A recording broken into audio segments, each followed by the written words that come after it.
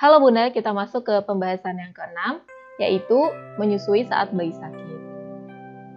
Tidak ada alasan sama sekali untuk menghentikan ASI ketika bayi sakit. Karena ketika bayi sakit, ASI adalah makanan terbaik untuknya.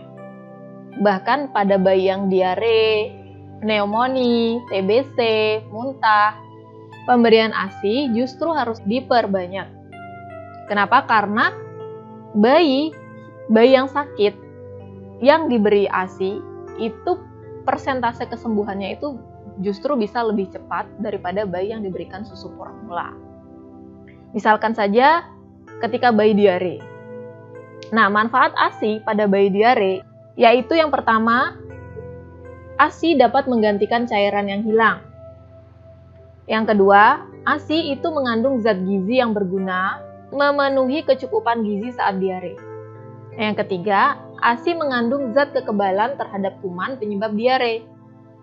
Yang keempat, kelenjar Montgomery itu dapat mengeluarkan zinc yang berguna untuk membantu memperbaiki villi usus bayi yang rusak akibat diare.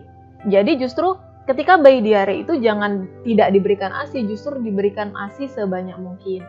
Malah ketika bayi itu diberikan susu formula, itu sebaiknya susu formulanya itu dikurangi atau kekentalannya dikurangi. Justru ketika mamahnya itu mempunyai ASI, malah ASInya yang harus diberikan.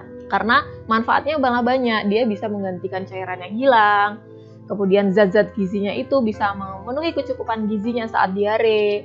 Juga di dalam ASI itu mengandung zat kekebalan yang terhadap kuman penyebab diare itu sendiri. Dan juga ASI bisa mengeluarkan zinc. Zinc ini berguna untuk memperbaiki villi usus bayi yang rusak akibat diare. Gitu. Nah, kalau misalkan bayi yang sakit dengan contoh bayinya mengalami celah bibir atau celah langit-langit atau istilahnya itu sumbing ya. Itu bisa diberikan, namun pemberiannya itu dilakukan dengan bantuan konselor menyusui. Kalau menyusui dengan bayi dengan sindrom genetik seperti Down syndrome, itu bisa dilakukan apa tidak? Menyusui bayi dengan sindrom genetik seperti Down syndrome itu dapat dilakukan dengan bantuan konselor menyusui. Jadi, Bunda bisa melakukannya.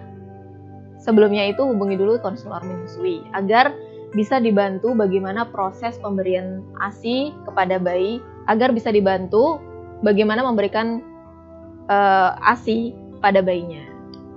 Gitu. Nah, kita lanjut ke video selanjutnya.